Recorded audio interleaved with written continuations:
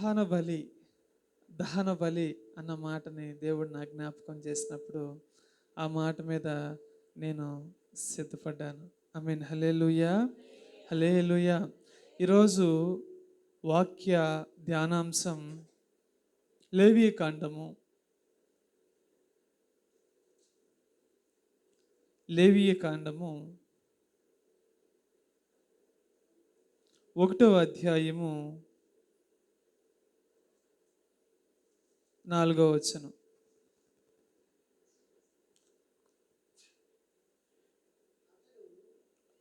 చదువు తేజ. అతడు దహన బలిగా అర్పించు పశువు తల మీద తన చెయ్యి నుంచవలెను. అతని నిమిత్తము ప్రాయశ్చిత్తము కలుగునట్లు అది అతని పక్షముగా అంగీకరింపబడను. అతడు యెహోవా సన్నిధిని ఆ కోడెదూడను వధించిన తరువాత యాజకులైన అహరోను కుమారులు దాని రక్తమును తెచ్చి ప్రత్యక్షపు గుడారము ఎదుటనున్న బలిపీఠము చుట్టూ ఆ రక్తమును ప్రోక్షింపవలెను. అప్పుడు అతడు దహన బలి రూపమైన ఆ పశు చర్మమును ఒలిచి దాని అవయవములను విడదీసిన తరువాత యాజకుడైన అహరోను కుమారులు బలిపీఠము మీద అగ్నియుంచి ఆ అగ్ని మీద కట్టెలను చక్కగా పేర్చవలెను. అప్పుడు యాజకులైన అహరోను కుమారులు ఆ అవయవములను, తలను, క్రొవ్వును బలిపీఠము మీదనున్న అగ్ని మీద కట్టెల పైన చక్కగా పేర్చవలెను. ఆమేన్. హల్లెలూయా, హల్లెలూయా. దేవుని ప్రియులారా, దహన బలి ఇప్పుడు చదువుకున్న భాగం అంతా దహన బలి గురించిన భాగము. బలులలో అనేక బలులు ఉన్నాయి. పాప పరిహారార్థ బలి, దహన బలి, ప్రాయశ్చిత్త బలి, అలా 4-5 బలులు, అర్పణలు ఉంటా ఉన్నాయి. అయితే వీటన్నిటిలో కల్లా ప్రాముఖ్యమైనది ఏంటి అంటే దహన బలి. దహన బలి అన్నది చాలా ప్రాముఖ్యమైనది. అయితే మీకు ఈ బలి అనంగానే మీకు గుర్తొచ్చే మొట్టమొదటి ప్రశ్న ఏంటి? అసలు బలి ఎందుకు అర్పించాలి? మీకు రాలేదా ప్రశ్న? అసలు మనం బలి ఎందుకు అర్పించాలి? ఇప్పుడు మనం అర్పించటం లేదు. ఆ కాలములో, ధర్మశాస్త్ర కాలములో, మోషే కాలములో అసలు దేవుడు బలి ఎందుకు అర్పించాలనుకున్నాడు? అసలు బలి ఎందుకు బలులు అర్పిస్తారు అంటే, ఎవరన్నా పాపము చేశారనుకోండి, పాపము చేసినప్పుడు ఆ పాపానికి ప్రాయశ్చిత్తముగా బలి అర్పించేవాళ్ళు. అంటే ఏంటి?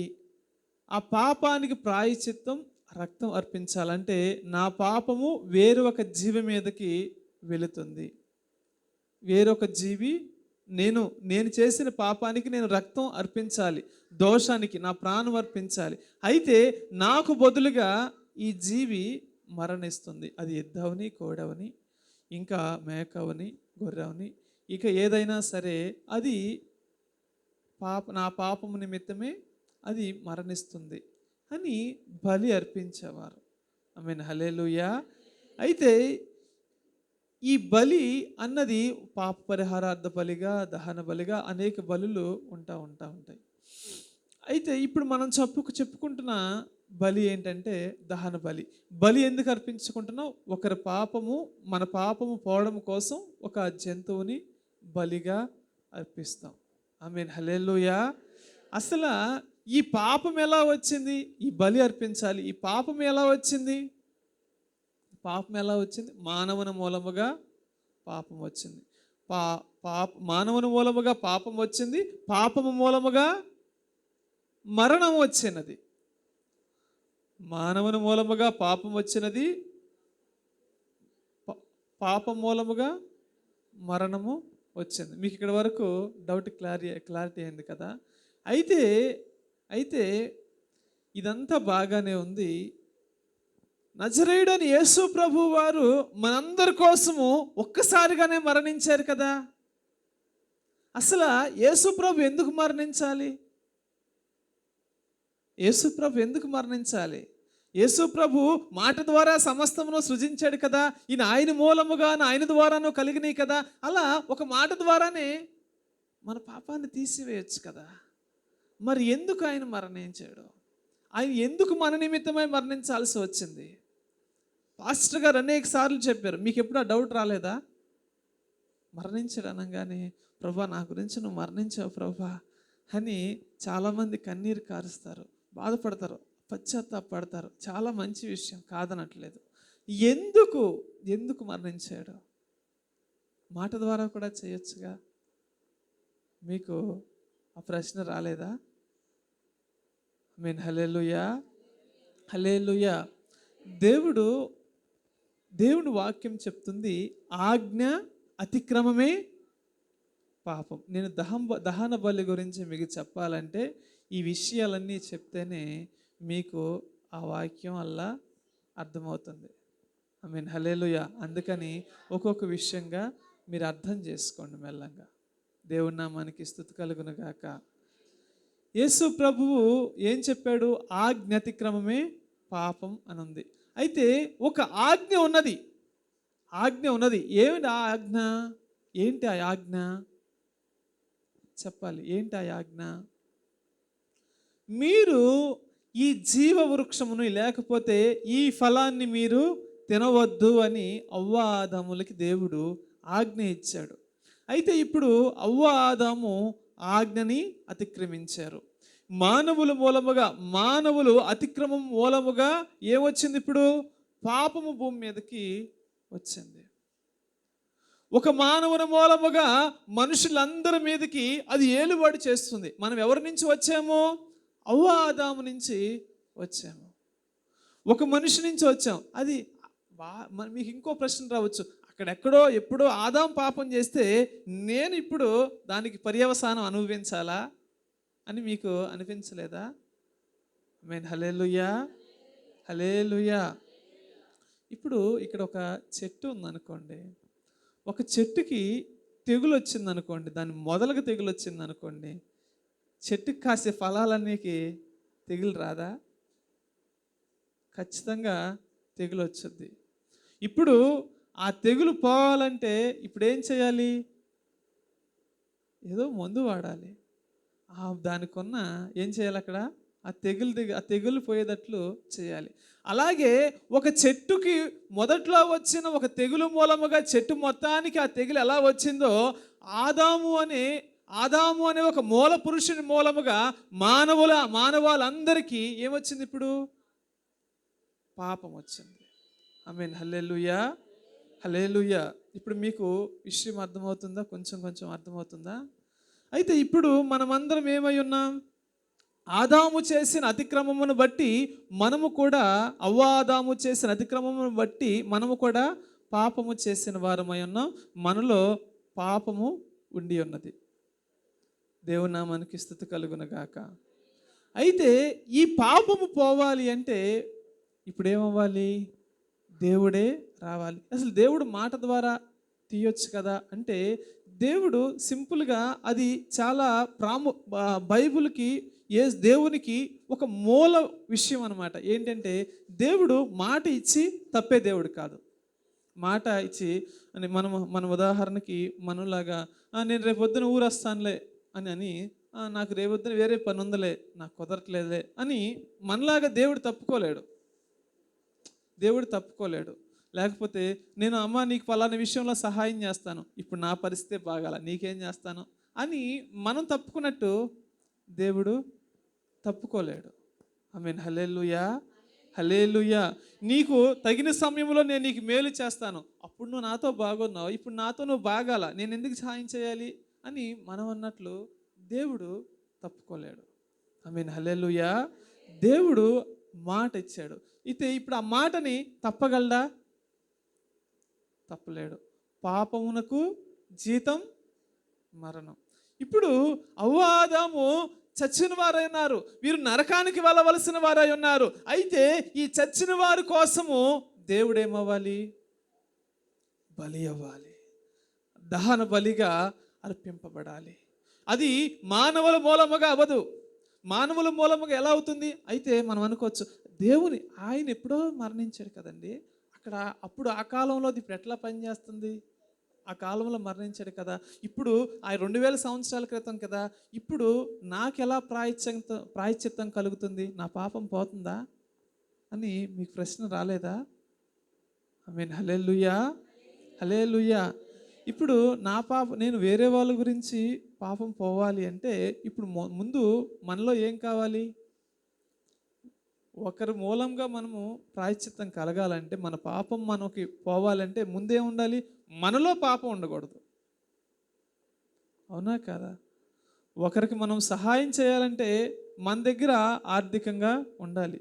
మనం ఆర్థికంగా ఉంటే ఒకరికి మనం సహాయం చేయగలం. మన దగ్గరే లేనప్పుడు ఇతరులకు మనం సహాయం చేయగలమా? సహాయం చేయలేం.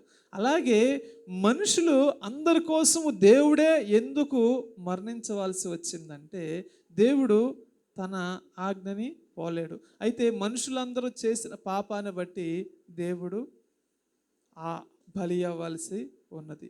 అయితే ఆ పాపానికి మనుషులు ఎవరన్నా ఆ స్థానంలో ఉండగలరంటే ఎవరు ఉండలేరు. ఎందుకంటే భూమి మీద నీతిమంతుడు ఒకడునూ లేడు, అందరూ పాపము చేసి వాక్యాన్ని ముగించాలి, దేవునికి దూరస్తులై ఉన్నారు. ఆమేన్, హల్లెలూయా. అయితే ఇప్పుడు ఈ పాపాన్ని పోగొట్టగలిగింది ఎవరు? నజరేయుడైన యేసు ప్రభు మాత్రమే. ఎందుకంటే ఆయన ఆయన ఆయనలో ఎంత మాత్రమును పాపము లేదు. ఏంటంటే ఆయనలో పాపం లేదంటున్నాడు? ఆయన మనలాగానే ఆయన మరియమ్మకు పుట్టాడు కదండి. ఆయన ఎవరికి పుట్టాడు? కన్య మరియకి ఆయన పుట్టి ఉన్నాడు. ఆమేన్, హల్లెలూయా. ఆయనలో కన్య మరియకి ఆయన పుట్టి ఉన్నాడు. ఆయనలో ఎంత మాత్రమును పాపము లేదు. అంటే ఇప్పుడు ఒక పాపము లేని వ్యక్తి నువ్వు పాపము చేయవద్దు అని చెప్పాలి. ఒక దొంగతనం చేసిన వ్యక్తి నేను దొంగతనం చేయకూడదని చెప్పగలరా? చెప్పాలి. నువ్వే దొంగతనం చేశాను నాకు చెప్తున్నావా అంటాడు. అంతేనా కాదా? ఒక దొంగిలించిన వ్యక్తి దొంగిలించకూడదని చెప్పలేడు, అర్హుడు కాడనమాట. మనం కరెక్ట్గా ఉన్నప్పుడే అది కరెక్ట్ కాదు నాన్న, అది మంచిది కాదని మనము చెప్పగలం. అలాగే యేసు ప్రభు ఒక్కడే నీతిమంతుడై ఉన్నాడు. ఆయన మాత్రమే మానవాళి యొక్క పాపాన్ని తీసివేయగలిగిన వాడై ఉన్నాడు. మీకు చాలా కొంచెం లోతుగా అర్థం కావాలని విడమిర్చి మీకు చెప్తూ ఉన్నాను. ఆమేన్, హల్లెలూయా. అయితే యేసు ప్రభు మాత్రమే మన కోసము పాపములను తీసివేయగలిగిన వాడై ఉన్నాడు. ఆయన మాత్రమే మన కోసం బలియాగము అయ్యే వ్యక్తిగా దేవునిగా ఉండి ఉన్నాడు. ఆమేన్, హల్లెలూయా. ఇప్పుడు మీ ప్రశ్న, సరే ఆయన దేవుడై ఉన్నాడు, ఆయన దేవుడైన వ్యక్తి ఇంతమందికి ఆయన సరిపోతుందా? ఆయన రక్తం ఇంతమందిని పరిశుద్ధపరచగలదా అంటే, ఆయన పుట్టిన తర్వాత నుంచి ఇప్పటి వరకు భూమి అంతం వరకు కూడా ఆయన యందు విశ్వాసం ఉంచితే వారందరినీ క్షమించగలిగిన దేవుడై ఉన్నాడు. ఆయన అందరి కోసం వర్ణించాడు. అలాగే యేసు ప్రభు నుంచి ఆదాము వరకు కూడా ఆయన క్షమించగలిగిన దేవుడై ఉన్నాడు.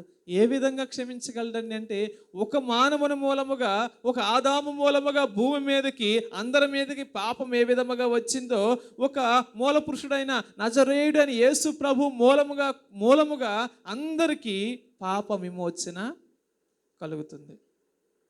అర్థమవుతుంది నా మాటలు? ఆమేన్, హల్లెలూయా, హల్లెలూయా. అయితే అందు నిమిత్తమే అందరి కోసం ఒకే ఒక్కసారిగా నజరేయుడైన యేసు ప్రభువు దహన బలిగా మన కోసం అర్పింపబడ్డాడు. ఆమేన్, హల్లెలూయా, హల్లెలూయా. అయితే ఇప్పుడు దహన బలిలోకి వెళదాం. అయితే ఈ దహన బలి అంటే ఏంటి, ఏ విధంగా ఉంటుందని ఒక్కొక్కటిగా 5 విషయాలు నేను మీకు చెప్తాను. క్రీస్తులో దహన బలి 5 విషయాలు నేను చెప్తాను. క్రీస్తులో పరిపూర్ణమైన 5 విషయాలు నేను మీకు చెప్పాలని ఆశపడుతున్నాను. ఇప్పుడు చదువు తేజ. అతడు దహన బలిగా అర్పించు పశువు తల మీద, 4వ వచనం తేజ.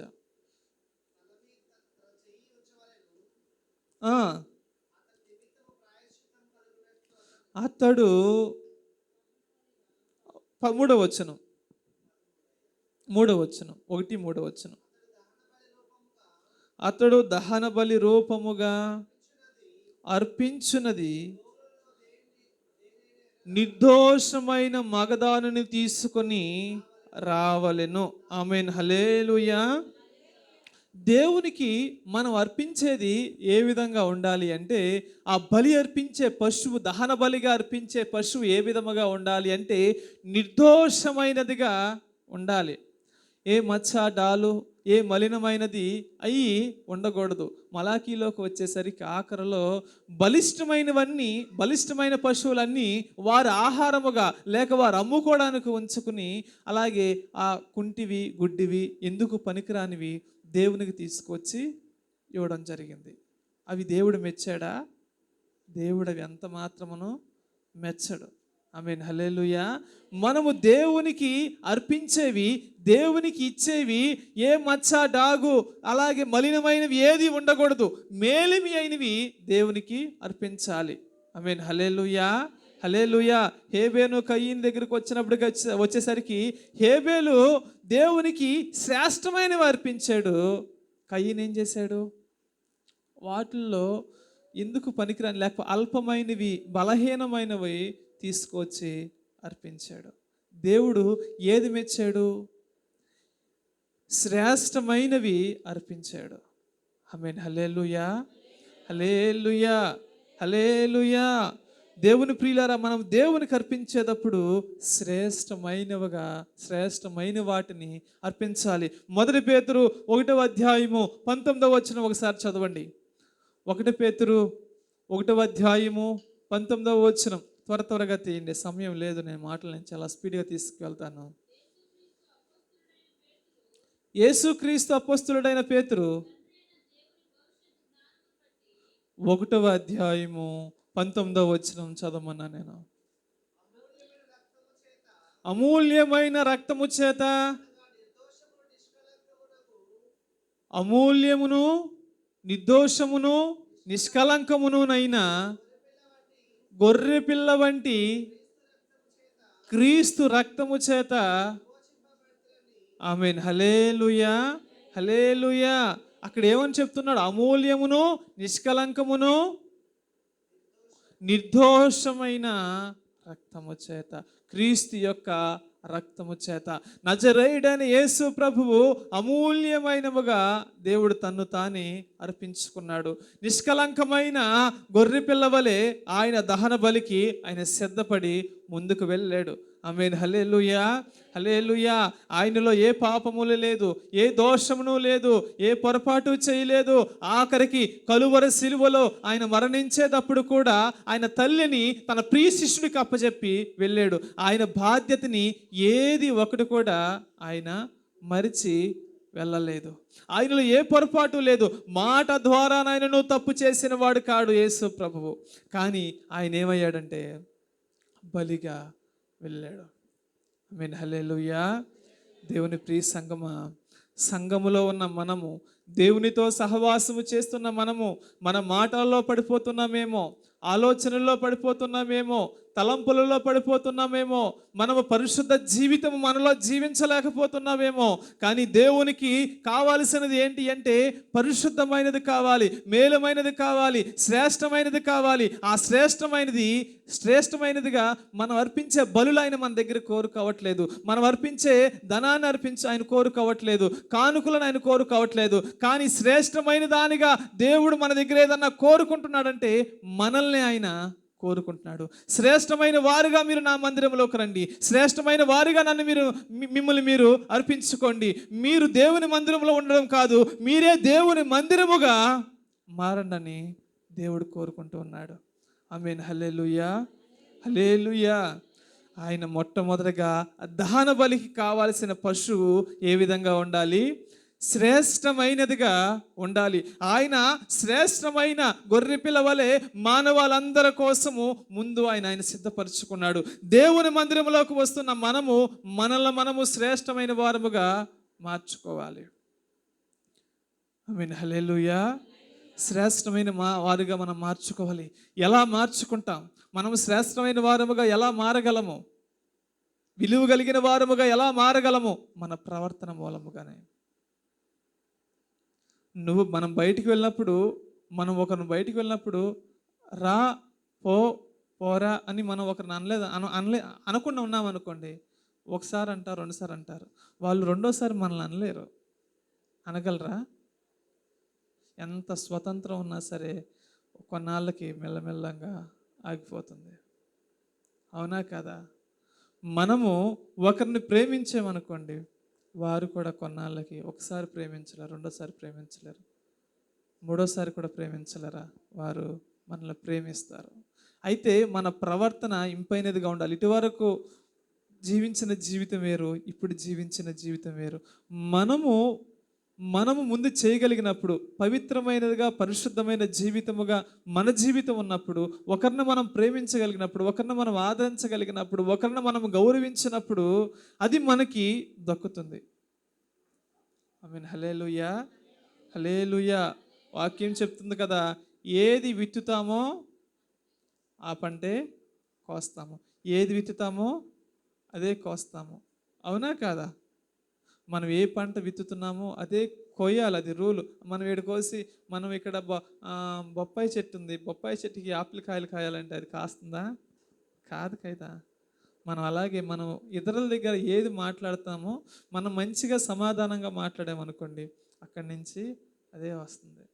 మొన్న మేము కూరగాయలకి వెళ్ళినప్పుడు నాకు ఆవిడ ఒక రేటు చెప్పిందంట. నేను ఒక అమౌంట్ ఇచ్చేసి వచ్చాను. కాదండి, ఇంత అన్నానండి అంది. ఆ పక్కన ఆయన అన్నాడు, అమ్మా ఫోన్లమ్మా అంటున్నాడు. నేను అన్నాను, అమ్మా నేను సరిగ్గా వినలేదమ్మా, ఏమనుకోకండి అమ్మా, ఈ అమౌంట్ ఇప్పుడే కొడుతున్నాను ఆగనంటే, పర్లేదులండి అంటుంది ఆవిడ. ఆమేన్, హల్లెలూయా.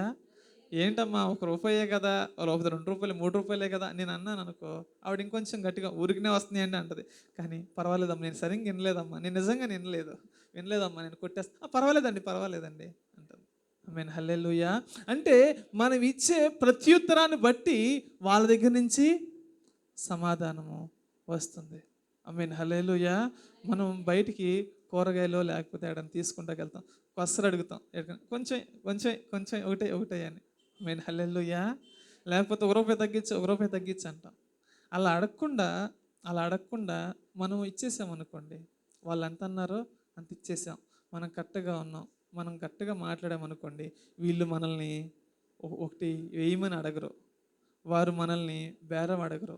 అయితే వీళ్ళు ఎంత ఖరీదు చేస్తుందో అంత ఖరీదు వారు కడుతున్నారు కాబట్టి ఉన్న వాటిలో వారికి శ్రేష్టమైనవి ఇవ్వాలి. వీళ్ళు మంచోళ్ళలాగా ఉన్నారే, వీళ్ళకి అవసరమైతే 4 ఎక్కువ పడేసేద్దాం అన్న మనసు వాళ్ళలో రావాలి. అంతే తప్ప మనం అడిగామంటే వీళ్ళు ఇలాంటి వాళ్ళు అని ఇంకా వాళ్ళు కఠినంగా మారిపోతారు. ఆమేన్, హల్లెలూయా.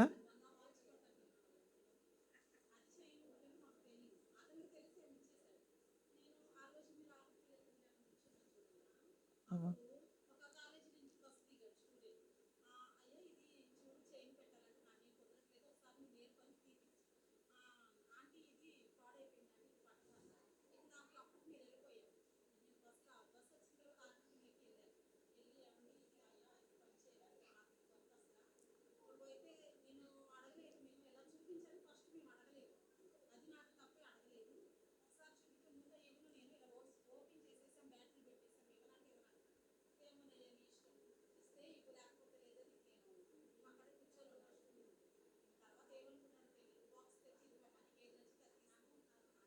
ఆమేన్, హల్లెలూయా.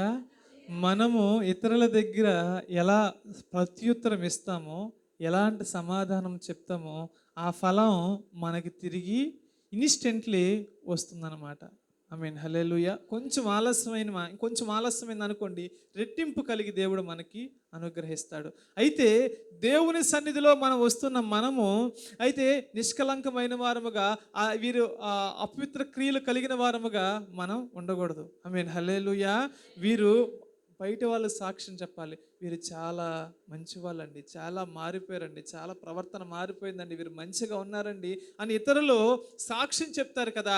ఆ సాక్ష్యమే దేవునికి మనల్ని ఇంపైన వారముగా, శ్రేష్టమైన వారుగా చేస్తుంది. హల్లెలూయా. దేవుడు మనల్ని శ్రేష్టంగా చూడడానికి వారు ధనం కలిగిన వారా, లేకపోతే వారు అందంగా ఉన్నారా, వీరు అందవిహీనముగా ఉన్నారా, వీరులు ఈ విధంగా ఉన్నారా, వారు ఆ విధంగా ఉన్నారని దేవుడు చూడ్డు. దేవుడికి వారు ఏ విధంగా నడుచుకున్నారు, వారి ప్రవర్తనే ముఖ్యం. హల్లెలూయా. మొట్టమొదటిగా దహన బలి అర్పించే పశువు ఏ విధంగా ఉండాలి? శ్రేష్టమైనదిగా ఉండాలి. ఏ మడత మచ్చ ఉన్నది అంగీకరింపబడదు. రెండవదిగా చదువు తేజ, 4వ వచనం తేజ. లేవికాండము 1వ అధ్యాయం 4వ వచనం. అతడు దహన బలిగా అర్పించు పశువు తల మీద తన చెయ్యి నుంచవలెను, అతని నిమిత్తము ప్రాయశ్చిత్తము కలుగునట్లు అది అతని పక్షముగా అంగీకరింపబడును. హల్లెలూయా. హల్లెలూయా. దేవుని ప్రియులారా,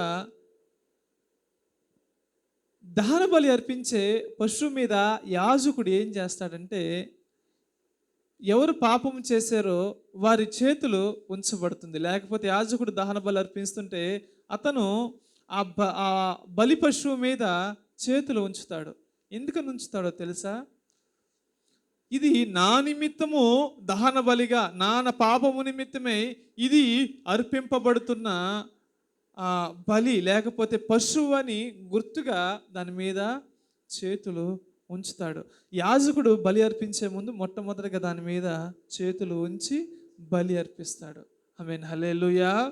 నజరేయుడైన యేసు ప్రభువు మన పక్షముగా ఆ పశువు వలె దహన బలిగా అర్పింపబడి ఉన్నాడు. అలాగే ఒకసారి యెషయా గ్రంథము 53వ అధ్యాయము 6వ వచనం చదవండి. యెషయా గ్రంథము 53వ అధ్యాయము 6వ వచనం. మనమందరము గొర్రెల వలె త్రోవ తప్పితిమి, మనలో ప్రతివాడును తనకిష్టమైన త్రోవను తొలగిను. యెహోవా దేవుడు మన అందరి దోషమును అతని మీద మోపెను. హల్లెలూయా. తండ్రి ఇప్పుడు ఏం చేశాడు? మనం అందరము త్రోవ తప్పిన వారి వలె, గొర్రెల వలె మనము తప్పిపోయి ఉన్నాము, మార్గము తెలియని వారమే అటు ఇటు తిరుగుతూ ఉన్నాము. అయితే ఇప్పుడు తండ్రి ఏం చేస్తున్నాడు? మనందరి దోషము, మనందరి పాపము తొలగిపోవునట్లు తండ్రి ఏం చేశాడు?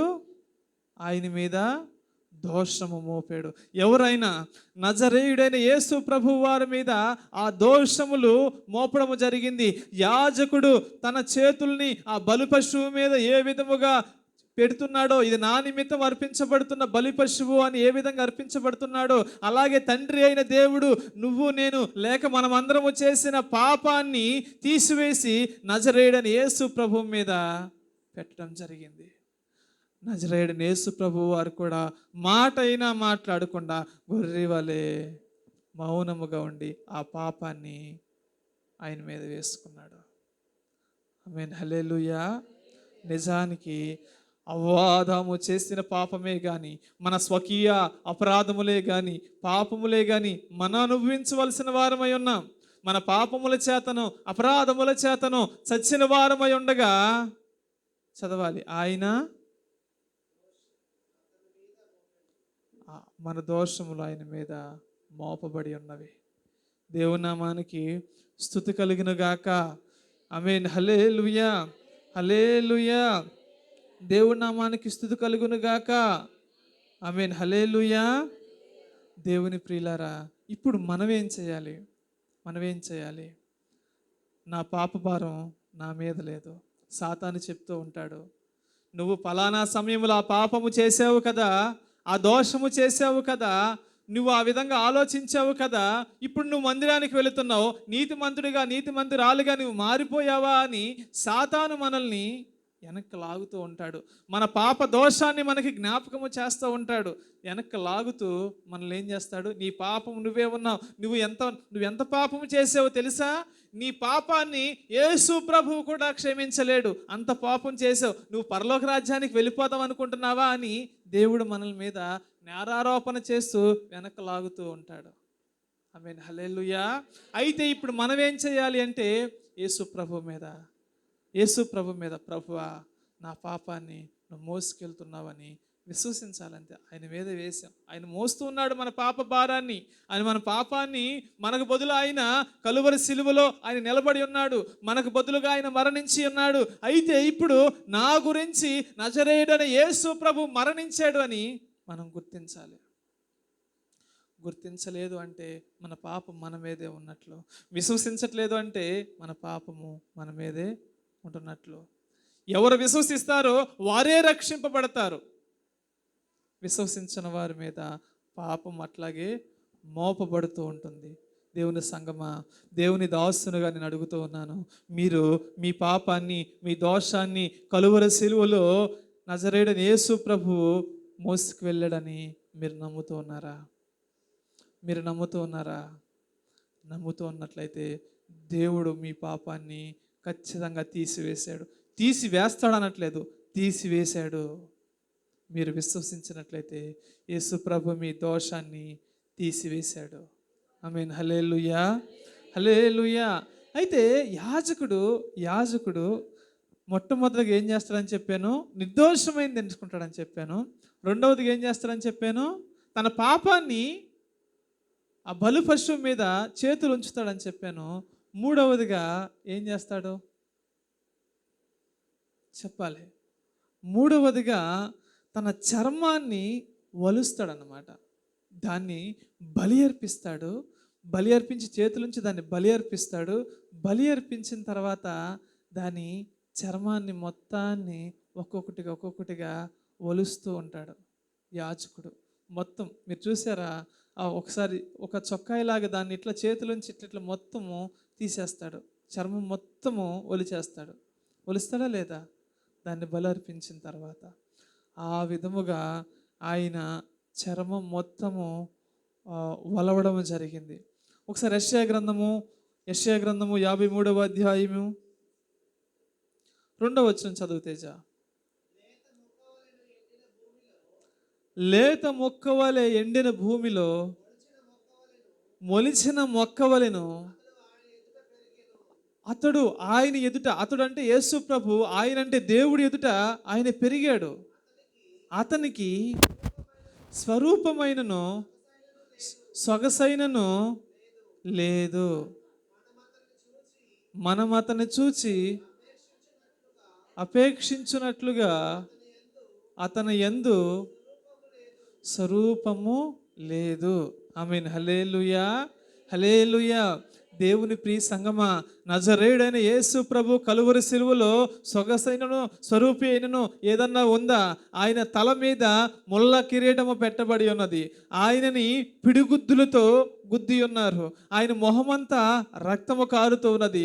ఆయన రక్త బొట్టు వచ్చేంత వరకు ఆయన రక్తాన్ని చిందించాడు. ఆఖరి కలువరి సిలువ మీద ఉన్నప్పుడు బల్లిముతో ఆయన కడుపులో పొడిచినప్పుడు రక్త బొట్టు వరకు వచ్చింది. కొరడాలతో కొట్టినప్పుడు ఆయన చర్మము చీలి బయటికి వచ్చింది. ఆయన ఎంత కలువరి సిలువలో వేదన చెందాడు. ఆఖరికి ఆయనకి స్వరూపమైనను ఏదన్నా ఉందా? ఆయన చర్మం అంతా చీలిపోయింది. కలువరి సిలువ దహన బలిలో పశువు ఏ విధముగా చర్మం ఒలిచబడుతుందో నజరేయుడైన యేసు ప్రభు వారు కూడా ఆ కలువరి సిలువలో ఆయన శరీరాన్ని వల్చబడింది. ఆయన వస్త్రములు తీయబడిని, ఆయన అంగీలు తీసివేసి వేలం వేయబడింది.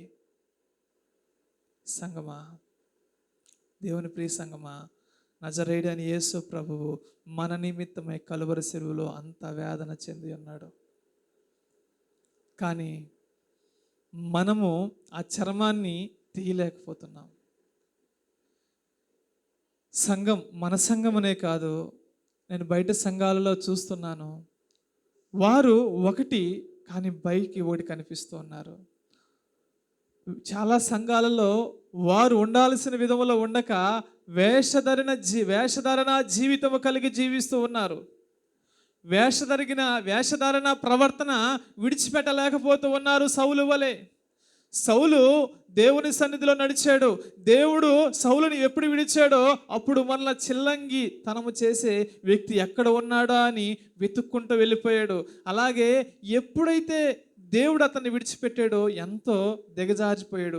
అదే సౌలు దేవుడు అతనికి తోడుగా ఉన్నప్పుడు ఆ రాజ్యములో చిల్లంగతనము చేసేవారు. అనగా ఆ బోర తీసుకుని వస్తారు కదండి, వారిని ఏమంటారు? బోర తీసుకుని సోది చెప్తూ ఉంటారు కదా.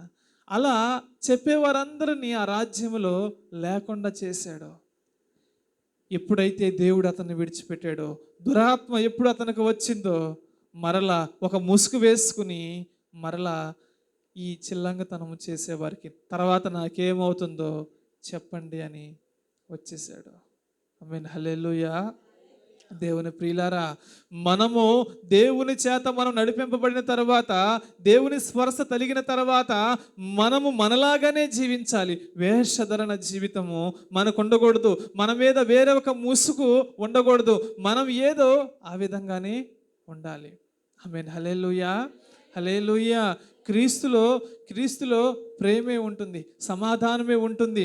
అంతే తప్ప దేవుడు వేరే ఒకటి మన మీద ఉంచడు. దేవుడు నన్ను కూడా క్షమించేస్తాడు, ఈ విధంగా ఉన్న క్షమించేస్తాడు అనుకోవద్దు. ఆమేన్, హల్లెలూయా. దేవుని సన్నిధిలో ఒక క్రమం ఉన్నది. దేవుని సన్నిధిలో ఒక విధానం ఉన్నది. దేవుని సన్నిధిలో పరిశుద్ధత ఉన్నది. దేవుని సన్నిధిలో ఆ మార్గంలో నడిస్తే మీరు పరలోక రాజ్యం వెళ్తారని ఒక గమ్యం ఉన్నది. అన్నీ ఉన్న దేవుని దగ్గర మనం ఎలా ఉండాలి? యథార్థముగా ఉండాలి. వేషధరణ అని ముసుగు, ఆ చర్మాన్ని మనం తీసివేయాలి. బయట సంఘాలలో, బయట క్రైస్తవులుగా జీవిస్తున్న వారు ఇంకా బయట ఎవరన్నా ఉన్నా సరే, మీరు అలా జీవించకూడదు, మనం ఇది అని మనము తెలియచెప్పే విశ్వాసము, ప్రవర్తన కలిగిన వారమై మనం ఉండాలి. ఇతరులను సరిచేసే జీవితం మనకు కావాలి. వాక్యం చెప్తుంది కదా, వాక్యంలో మీకు చాలాసార్లు చెప్తాను, వ్యభిచారం చేసిన స్త్రీని అయ్యా అని అనగానే యేసు ప్రభు క్షమించాడు. కానీ వేషధారులైన పరిసయ్యులు దేవుడు క్షమించాడా? వేషధారులైన పరిసయ్యులు సద్దుకైలేరా, మీరు సున్నము కొట్టిన సమాధుల వలె ఉన్నారు. ఆమేన్, హల్లెలూయా. అవి పైకి అలంకారముగా సున్నము కొట్టి నీటిగా అందంగా ఉంటాయి, కానీ లోన చూస్తే ఉండేది ఎముకలే, కుళ్ళే, ఏమీ ఉండదు. లోన కుళ్ళిపోయిన ఎముకలు మాత్రమే ఉంటుంది. మీరు ఆ విధముగా ఉండకూడదు. ఆమేన్, హల్లెలూయా. వాక్యం చెప్తుంది కదా, వేషధారులు పరలోక రాజ్యములో చేరరని వాక్యము చెప్తూ ఉన్నది. మీకు ఏ విషయం అనిపించినా సరే మొహం మీద అడగండి, మొహం మీద మాట్లాడండి. లోన ఒకటి బయట ఒకటిగా మనం పెట్టుకోకూడదు. ఎందుకంటే సాతాను కర్మాగారముగా మెల్లమెల్లంగా మనం మార్చేస్తుంది. ఆమేన్, హల్లెలూయా.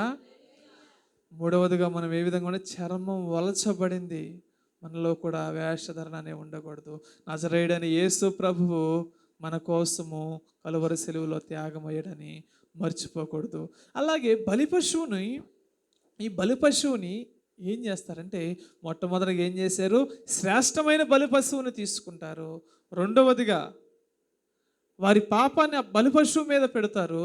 మూడవదిగా ఆ చర్మాన్ని ఒలిచి వేస్తారు. ఆమేన్, హల్లెలూయా, హల్లెలూయా. నాలుగవదిగా చదువుతేసా లేవీకాండము 1వ అధ్యాయం 9వ వచనం.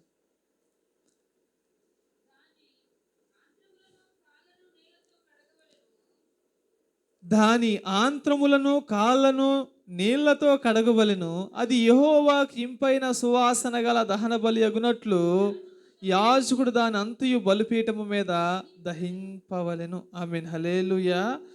ఇక్కడ ఏం చేశాడు? నాలుగవదిగా ఏం చెప్పాలి. నీళ్లతో కడిగి వేశాడు. తన ఆంత్రములను, తన అవయవాలన్నిటిని ఏం చేశాడు? నీళ్లతో కడిగి వేశాడు. ఆమేన్, హల్లెలూయా. నీళ్లతో కడగడం అంటే ఏంటి? దాన్ని శుద్ధి చేశాడు, దాన్ని పరిశుద్ధము చేశాడు. అలాగే నజరేయుడైన యేసు ప్రభువు కూడా ఏం జరిగింది? ఒకసారి వాక్య భాగం చదవండి. యోహాను సువార్త 19వ అధ్యాయం 30 వచనం ఒకసారి చదవండి. హెబ్రీయులకు రాసిన పత్రిక 9వ అధ్యాయం 14వ వచనం చదవండి మొట్టమొదటిగా. హెబ్రీయులకు రాసిన పత్రిక 9వ అధ్యాయం 14వ వచనం మొట్టమొదటిగా చదవండి.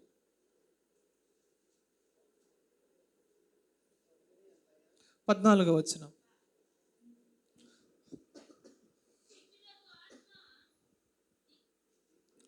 చదవండి. నిత్యుడగు ఆత్మ ద్వారా తన్ను తాను నిర్దోషము, మెల్లంగా చదవండి, నిర్దోషముగా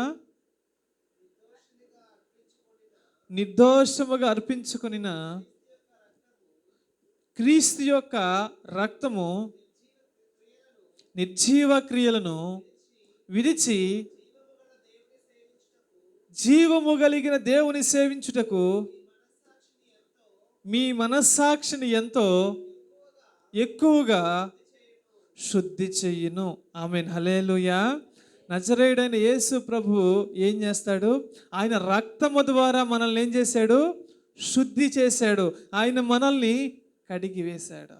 ఆమేన్, హల్లెలూయా, హల్లెలూయా. యాజకుడు నీళ్లతో కడిగి వేసినట్లు మన పాపములను నజరేయుడైన యేసు ప్రభువారు కలువరి రక్తముతో, ఆఖరి రక్తపు బొట్టుతో వరకు మనల్ని కడిగి వేశాడు. ఆమేన్, హల్లెలూయా, హల్లెలూయా. మనల్ని శుద్ధి చేశాడు, మనల్ని పరిశుద్ధపరిచాడు. సంగముగా ఉన్న మనల్ని నజరేయుడైన యేసు ప్రభు కలువరి సిలువతో ఆయన యందు మన విశ్వాసం ఉంచడం ద్వారా ఆయన మనల్ని పవిత్రులుగా చేశాడు, శుద్ధి చేశాడు. మనల్ని ఆయన రక్తము ద్వారా మన పాపాలన్నిటిని కడిగి వేశాడు.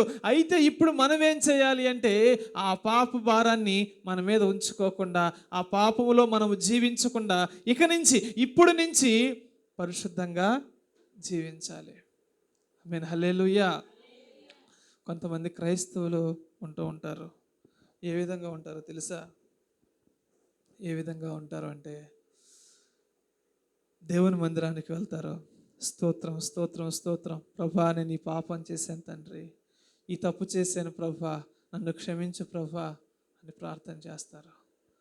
మరలా వెళ్ళిపోయిన తర్వాత, యేసు ప్రభు ఒక్కసారే కదా, ఈ ఒక్కసారి చేసి ఈ పాపాన్ని విడిచిపెట్టేసేద్దాం, లేకపోతే ఏమైందిలే, అందరూ చేస్తున్నారు కదా, లేకపోతే పలానా వాళ్ళు చేస్తున్నారు కదా, మనం ఇక నుంచి ఇట్లా జీవిద్దాం అనుకుని మరలా ఆ పాపంలో పడిపోతారు. మరలా వస్తారు మందిరానికి, మరలా ప్రభా నన్ను క్షమించు ప్రభా, నాయన నేను తప్పు చేశాను ప్రభా, ఇక నుంచి నేను చేయను ప్రభా, ఇదే ఆఖరిసారి ప్రభా అంటారు. మరలా అయిపోయింది. మరలా మందిరానికి వచ్చేసారు. మందిరానికి వచ్చి మరలా రిపీటు, మరలా వచ్చి ప్రార్థన చేస్తారు. ప్రభా నేను మరలా ఇక నుంచి ఎప్పుడు చేయను, ఇదే ఆఖరిసారి అంటారు. ఎన్నో ఆఖరిసార్లు అయిపోతాయి.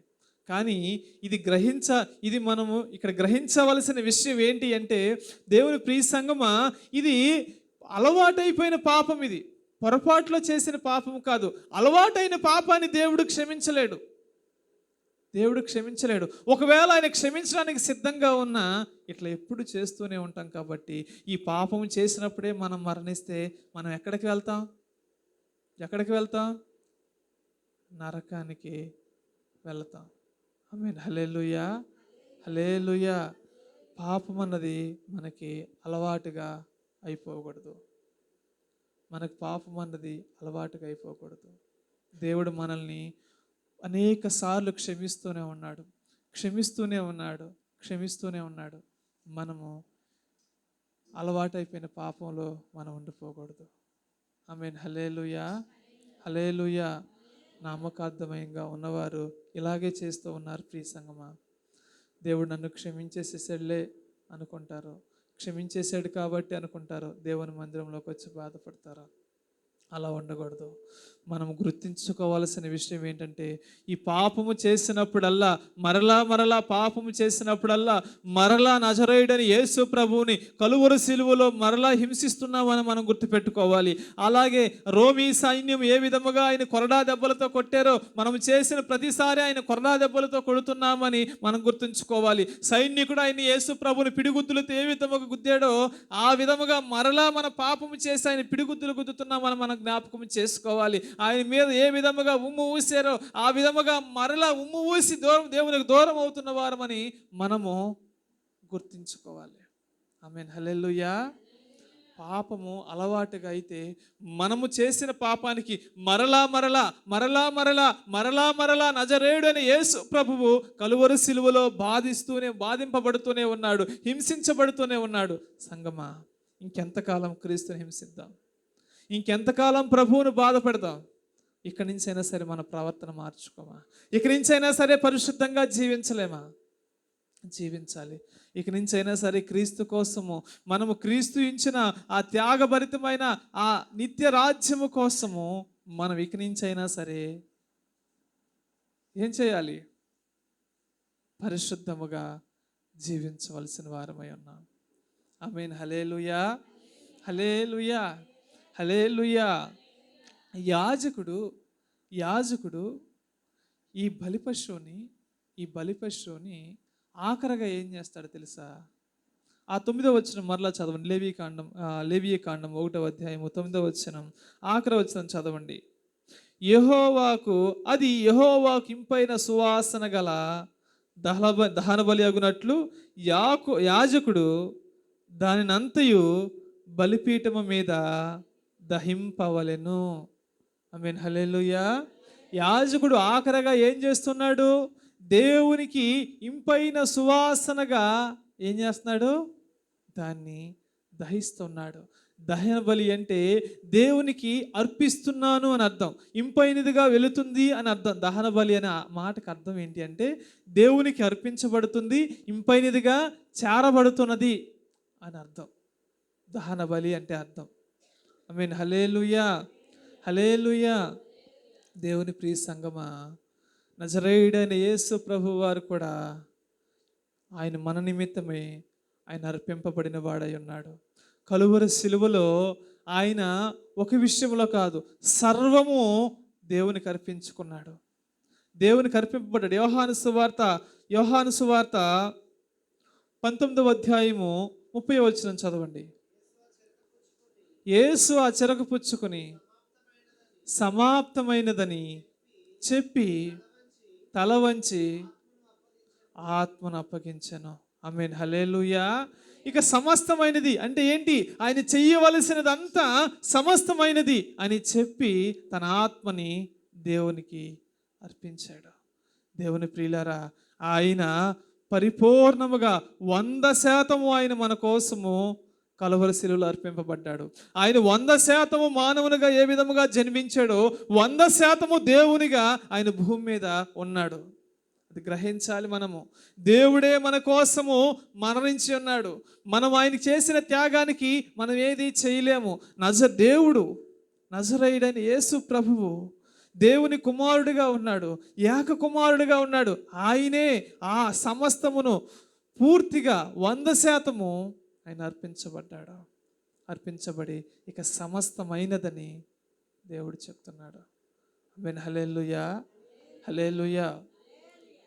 ప్రియ సంగమా, దేవుడు 100% అర్పింపబడ్డాడు.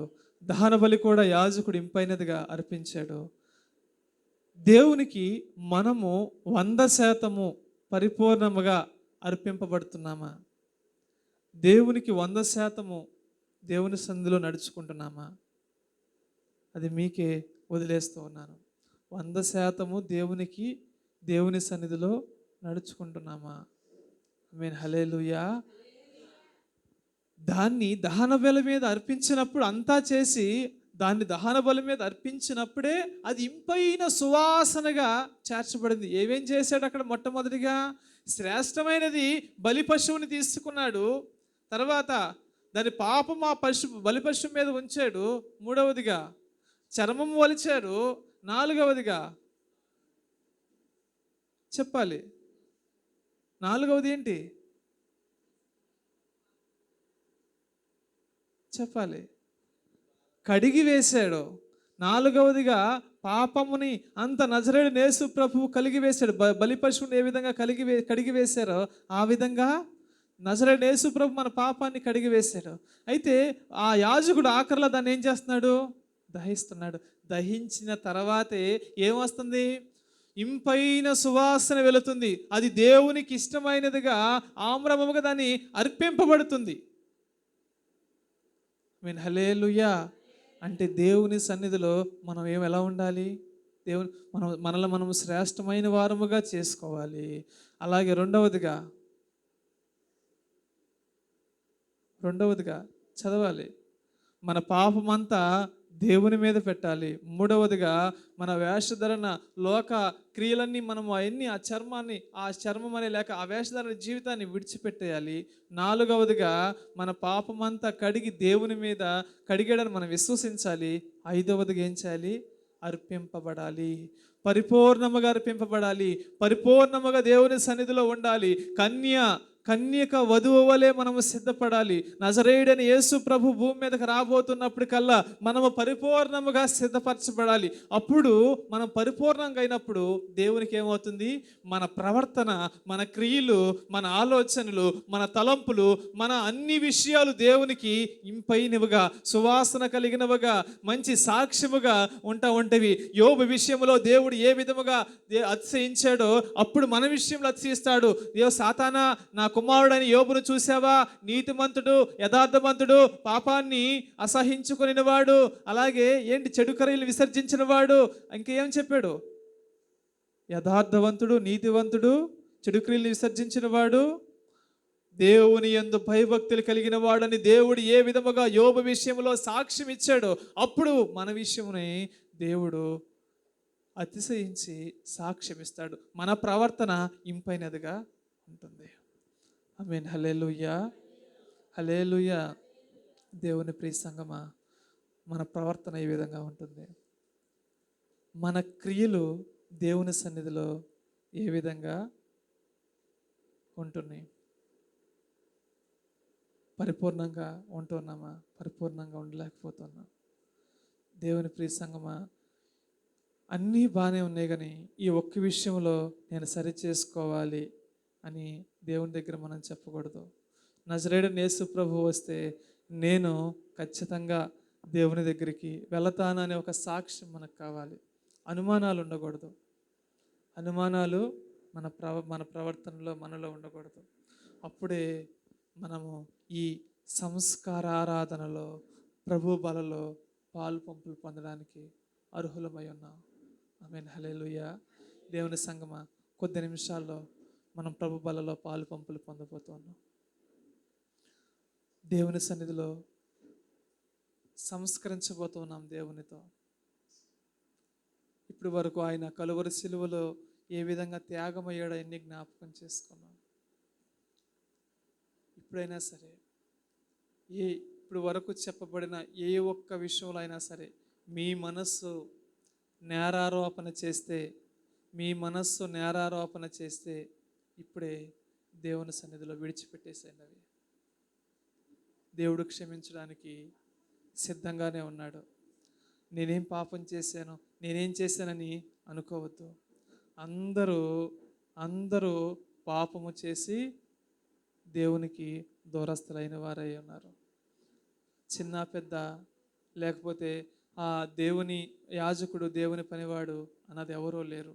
మనం ఎవరమన్నా నీతిమంతులమై ఉన్నాము అంటే, మనం ఎవరమన్నా రక్షింపబడుతున్నాము అంటే అది దేవుని కృప మూలముగానే, ఆయన త్యాగం మూలముగానే అయి ఉన్నాం.